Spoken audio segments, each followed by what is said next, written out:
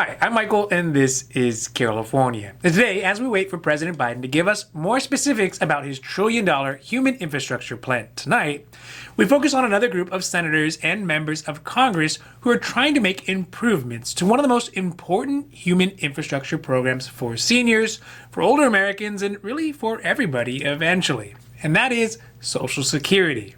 So whether it's somebody who has Social Security retirement, Social Security disability, so that would be SSDI, Supplemental Security Income, SSI, or other Social Security-based support programs, Social Security plays a massive part in ensuring that Americans have the resources that they need to live with dignity when they are no longer able to work. But if things continue status quo without any change, it could mean that these benefits could be dramatically reduced in the not-so-distant future. So today, we are talking about the new Trust Act that was reintroduced into Congress by Senator Mitt Romney out of Utah to try to revive the dissolving Social Security system, the bipartisan support that the Trust Act is drawing, and an online calculator that can give you an idea of how your Social Security benefits could change if cuts do happen. Now, this is your daily dose. And before we get to it, if you like this information, if you find it interesting, if you find it helpful, please don't forget to like and subscribe. That way you can get updates when our newest and most informative videos become available. So it's been no secret that even before the pandemic, the Social Security program was running out of money even within the next decade. There are some estimates that suggest that the Social Security Trust Fund could run out of money as soon as 2035, or even the Medicare Trust Fund program as soon as 2026, and the Highway Trust Fund in just 1 year if nothing else is done. This timeline gets even shorter with the inclusion of the effects of the current pandemic. There are undoubtedly a lot of factors to why this is happening, but a bipartisan group of members of Congress, led by Senator Mitt Romney out of Utah, have worked together to try to create a solution to lengthen the lifespan of the Social Security program and other endangered trust funds. These trust funds have been neglected and really overstretched to their max fiscal capacities in the last few years.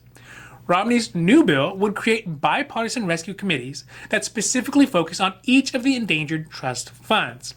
Those groups would have the task of creating legislation that would make changes to these programs to ensure that they can survive into the future and improve their fiscal solvencies. These committees would have 180 days to create the legislation and come up with any proposal to meet those goals. But let's be honest. Finding solution to these public entitlement trust fund issues have taken generations of politicians to even get this far. Asking a committee to do it within 180 days seems a bit unreasonable. It'd be like having to take your driving test to get your license, but at 135 miles per hour. You're going to make decisions that you wouldn't have made if you had time to fully think them out. And 180 days just simply is not enough time to make well thought out decisions. Although this bill has bipartisan support from some big names on both sides of the political spectrum, obviously Mitt Romney from Utah, but also Rob Portman from Ohio, John Cornyn from Texas on the Republican side, and Joe Manchin of West Virginia, Christian Sinema from Arizona, and Angus King from Maine on the Democratic side, there are still concerns that the 180-day timeframe could lead committees who are up against a deadline to make rash decisions about these trust funds that could lead to cuts in benefits and increased eligibility ages. This would be essentially the breaking of promises that were made to older Americans about resources they were told they could rely on in retirement. Simply get the proposals in and get political brownie points. On the even more cynical side, these committees could be a way that both Republicans and Democratic members of Congress could make politically distasteful changes to very popular public entitlements and have very little culpability of their actions to their constituents. This is because there is a level of anonymity that these committees would afford politicians to make these kinds of moves and not have to pay the price at the polls. So all that being said, there is definitely a need to make updates to these programs, primarily to the Social Security and Medicare trust funds.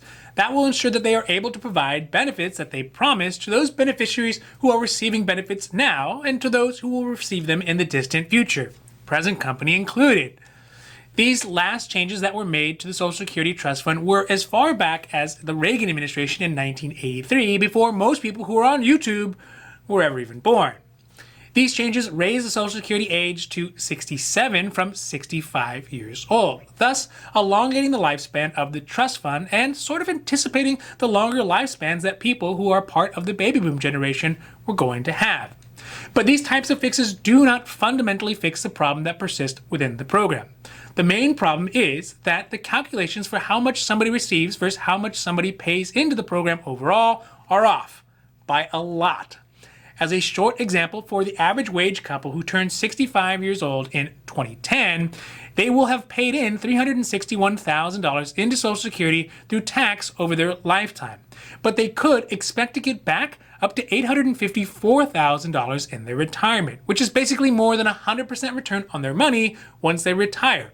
Almost as good as Tesla stock. So numbers, they don't work out on the money in and money out basis. Now, even if these new committees could find solutions like raise the age of retirement to, let's say, 70 years old for millennials, cut back some of the benefits, and increase taxes, it's still not going to be enough to get these trust funds back on track and could still lead to massive government funding issues like other countries in the first world have, so countries like Italy and Japan and Spain.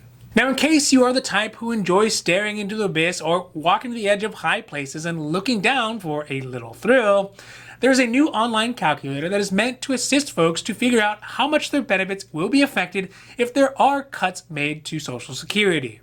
Aside from bringing you the stark reality of only relying on Social Security in your golden years, this tool is meant to be able to help folks plan for what could happen in the coming years and make adjustments as necessary to better prepare for the possibility of lower benefits or extended eligibility ages. The calculator is made by a company called Covism, which is a Social Security claiming software company. It is meant to help calculate the what-ifs according to the company's president. There is a free version of it available online, and I'll put a link down below so you can go check it out for yourselves. The free version will use your date of birth, your benefits amount at full retirement age, which you can find on your My SSA account online, an estimated potential cut to your benefits, and the year that those cuts are going to occur. With this information, it will compare your benefits lifespan and how much cuts could affect your overall benefit throughout your life. So take a look if you are so inclined. Overall, many of the social program trust funds, particularly Social Security and Medicare's trust funds, have basically been underground coal mine fires for the last 30 years. The programs are smoldering and something needs to be done, but because of politics, because of promises made to the public, and really because of human decency, it has really limited the tools that politicians have to make changes. Changes undoubtedly need to be made, but those changes will hurt anybody who is going to be affected by them. It makes total sense that in a democracy where the voters benefit from the status quo, nobody is going to want to vote for these kinds of bills. Committees and some political shrouded dealings may really be the only way to get any effective changes done. Honestly, though, I'm not really sure where I fall on this one because governments should be open and honest with their citizens. But if citizens will not make the hard choices that are necessary for society rather than just one single generation, how does a democracy get around that?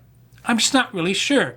But I guess, hopefully, maybe in the future, we're going to find some sort of solution, or at least we're going to have to see.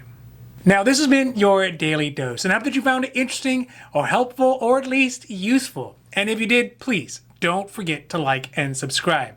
That way you can get updates when our newest and most informative videos become available. So that's it for me, and for California, I'm Michael, wishing you a happy, healthy day.